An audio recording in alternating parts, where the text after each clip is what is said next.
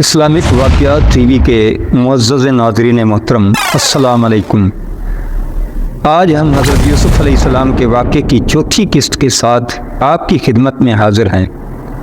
ناظرین محترم، ایک دن حسب معمول بادشاہ نے دربار لگایا، مگر وہ پریشان سا تھا۔ آخر وہ اپنے حواریوں سے کہنے لگا کہ میں نے ایک عجیب خواب دیکھا ہے اور سخت پریشان ہوں۔ میں نے دیکھا ہے کہ 7 کمزور اور مڑین سی گائیں اور 7 موٹی تازی گایوں کو کھا رہی ہیں۔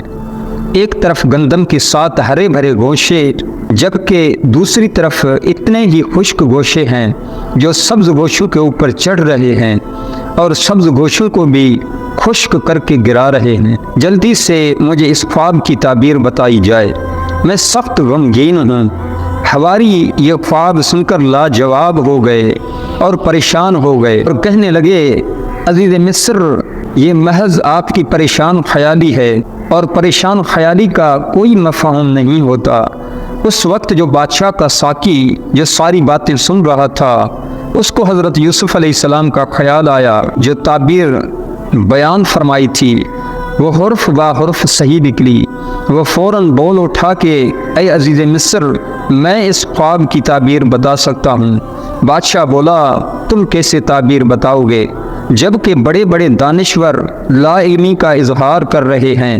ساقی نے عرض کیا، اے عزیز مصر، دراصل قید خانے میں ایک نوجوان قید ہے، وہ بڑا نیک اور شریف انسان ہے، وہ خوابوں کی تعبیریں بھی جانتا ہے۔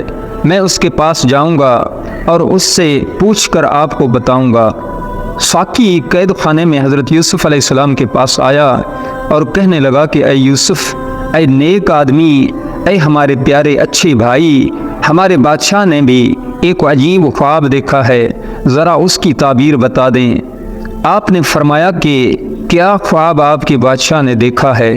ساقی بولا، بادشاہ نے دیکھا ہے کہ 7 کمزور اور مڑین سی گائیں 7 موٹی تازی گایوں کو کھا رہی ہیں اور گندم کے 7 ہرے بھرے گوشے کھڑے ہیں اور 7 خشک گوشے ہرے بھرے گوشوں کے اوپر چڑھ کر ان کو خشک کر کے گرا رہے ہیں۔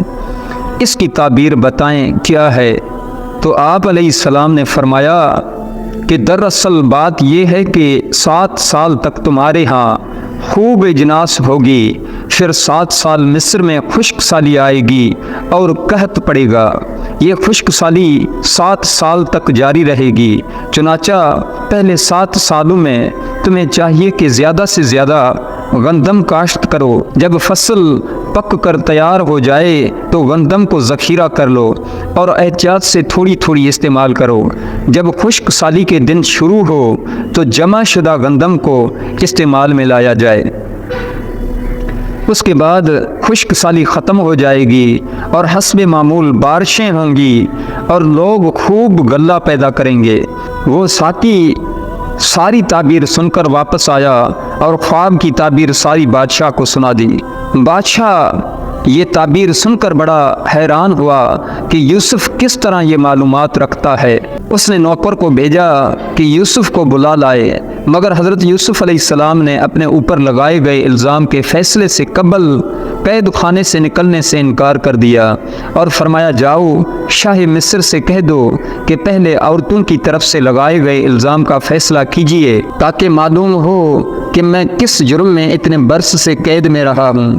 دیکھو، بادشاہ سے یہ بھی کہہ دینا کہ میں یہ فیصلہ اس لیے نہیں چاہ رہا ہوں کہ میری تعریف ہو، بلکہ اس لیے کہ عزیز مصر کو معلوم ہو جائے کہ میں نے اپنے محسن عزیز مصر سے کسی قسم کی کوئی خیانت نہیں کی۔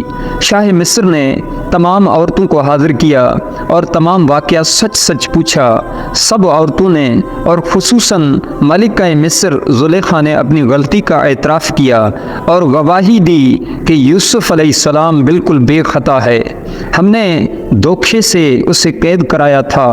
عزیز مصر نے کچھ عرصے کے لیے عورتوں کو قید میں ڈال دیا اور عزیز مصر نے حضرت یوسف علیہ السلام کو باعزت طریقے سے قید سے آزاد کر دیا، بلکہ عزیز مصر نے خزانے کا نظام حضرت یوسف علیہ السلام کے حوالے کر دیا اور کہا کہ اپنی مرضی کے مطابق جس طرح چاہیں استعمال کریں۔ اس طرح اللہ تبارک و تعالی نے حضرت یوسف علیہ السلام کو دنیا میں عزت عطا فرمائی۔